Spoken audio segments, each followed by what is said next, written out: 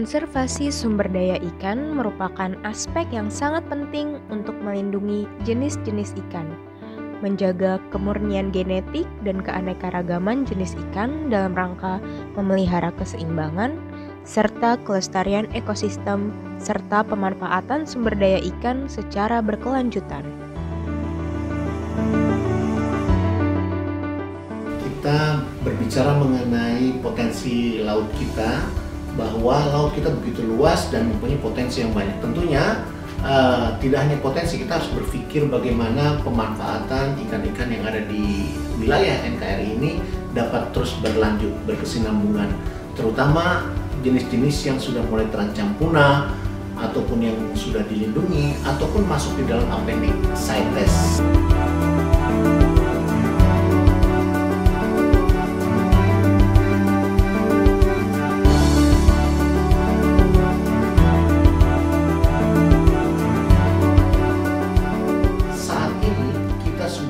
Mengatur dengan adanya PP nomor 60 tahun 2007 tentang konservasi sumber daya ikan, di mana di dalamnya itu mengatur bagaimana pemanfaatannya yang baik dan benar.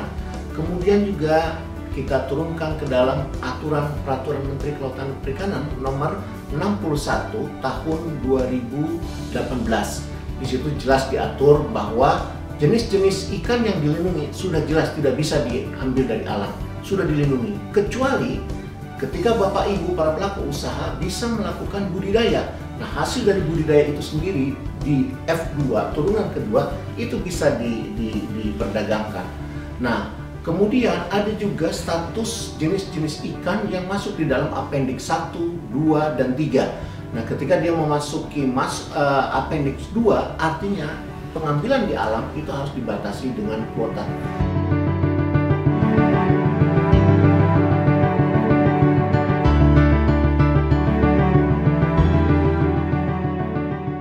Kita dengan moto Jawara. Jawara itu singkatan dari jujur, kemudian amanah, wibawa, dan ramah. Nah, dengan moto Jawara ini harapan kita bahwa petugas-petugas kita ini dia melayani dengan baik dan benar.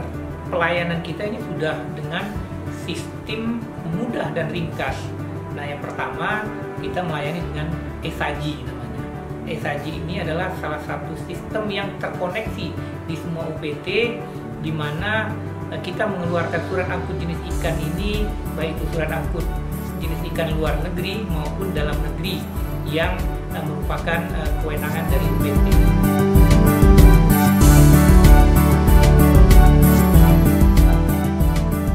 Untuk mengajukan pelayanan, setiap pengguna jasa harus memiliki surat izin pemanfaatan jenis ikan.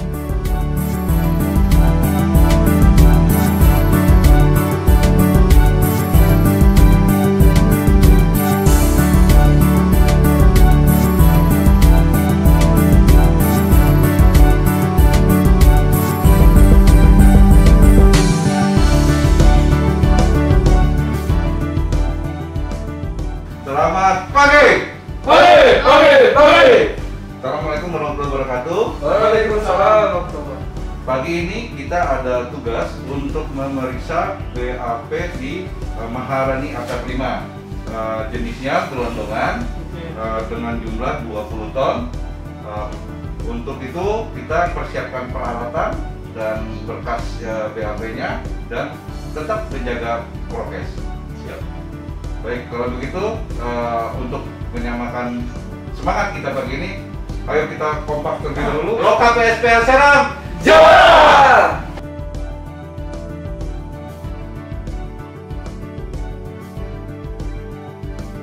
Loka PSPL Serang merupakan salah satu unit pelaksana teknis memiliki wilayah kerja di 8 provinsi, yaitu Bengkulu, Lampung, Bangka Belitung, Banten, Jawa Barat, Jakarta, Jawa Tengah, dan Yogyakarta.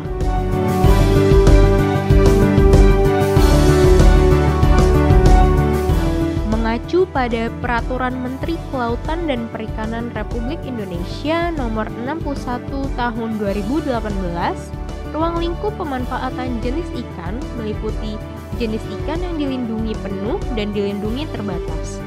ataupun masuk ke dalam appendicitis dan mempunyai kemiripan dengan jenis ikan yang dilindungi dan masuk dalam appendicitis.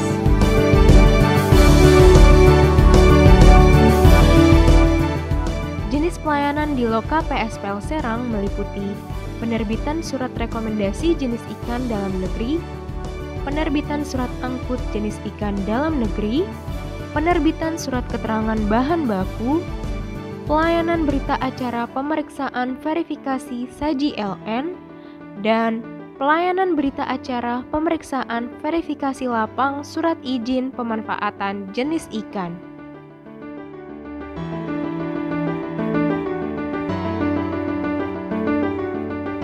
Hasil identifikasi berikutnya adalah ini kategori pada kelas panjangan, di mana badannya hampir memanjang. Membedakan bahwa panjangan ini adalah sirip punggung pertama dengan sirip punggung kedua adalah sirip punggung kedua lebih tinggi, lebih besar daripada sirip punggung dengan hiu-hiu jenis yang lainnya.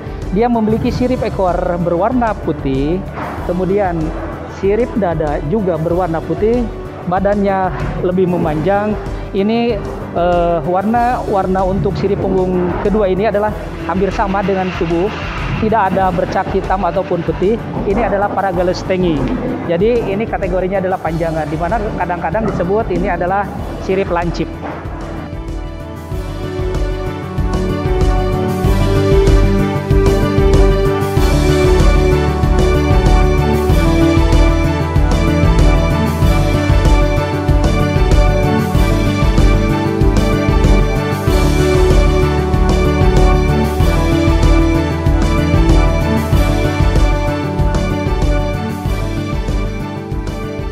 Dengan adanya melakukan verifikasi lapang, salah satu bukti kita melakukan konservasi, di mana perlindungan jenis ikan di sini yang dilakukan oleh Loka PSPL Serang adalah memberikan surat rekomendasi untuk jenis yang look like species.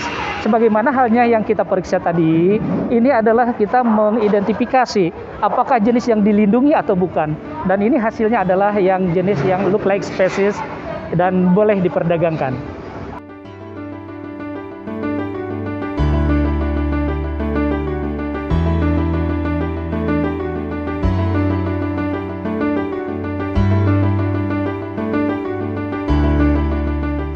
Teman-teman dari pelayanan ini menyiapkan sistem yang tidak tercover di ESAJI ini masuk di e-Jawara. Nah, e-Jawara ini adalah salah satu sistem yang membackup ESAJI untuk hal-hal yang memang tidak tercover di ESAJI secara sistem.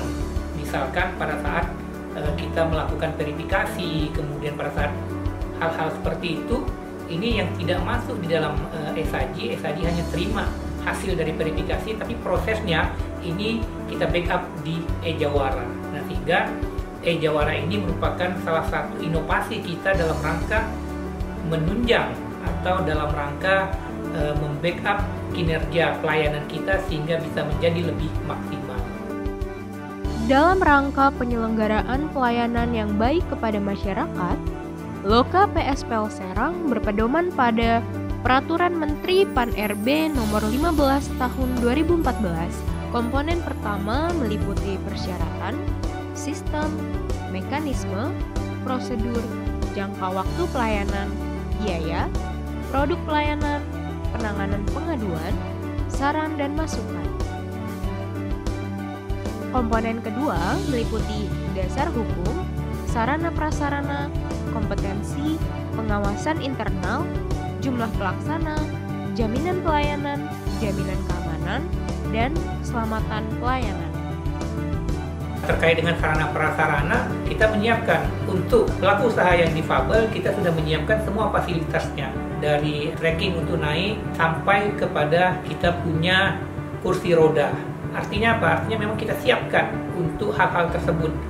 Juga terkait dengan fasilitas misalkan toiletnya, kemudian ruang bermain anak, kemudian ruangan pelayanan itu sendiri, yaitu ada ruang tunggunya, kemudian ada display yang memang bisa dilihat oleh pelaku usaha terkait dengan jenis-jenis yang memang kita layani dan jenis-jenis yang dilindungi. Nah, ini yang yang saya pikir menjadi salah satu yang coba kita siapkan untuk mempermudah pelaku usaha.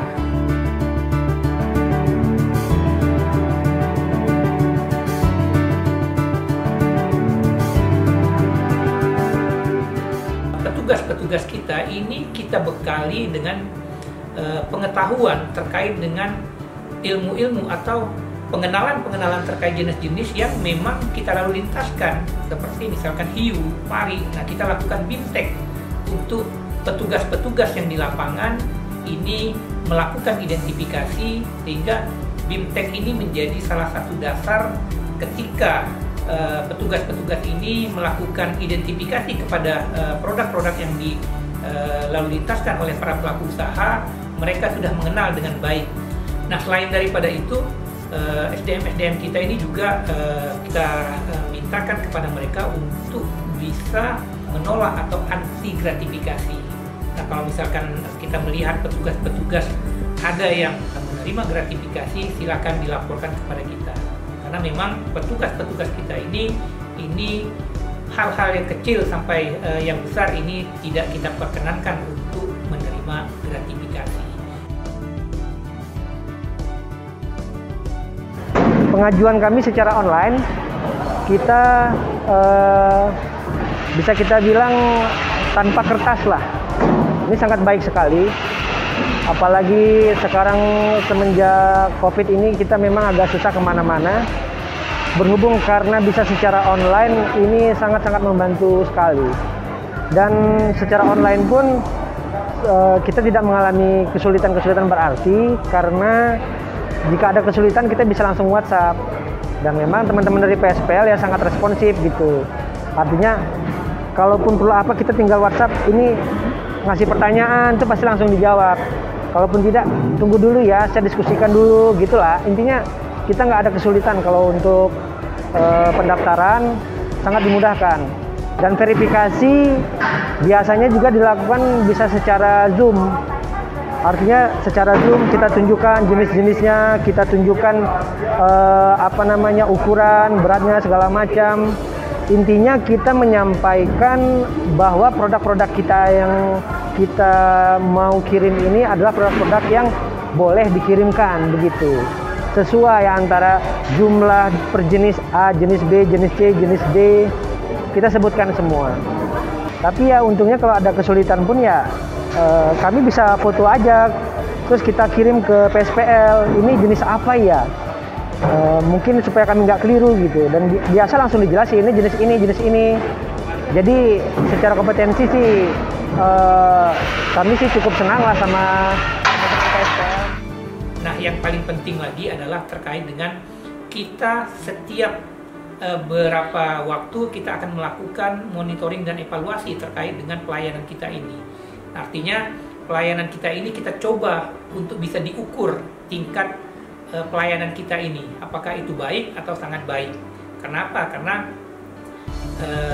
pelayanan kita yang baik, maka ini akan bisa meningkatkan devisa negara. Kenapa? Karena dengan pelayanan baik, harapan kita PNBP juga akan meningkat.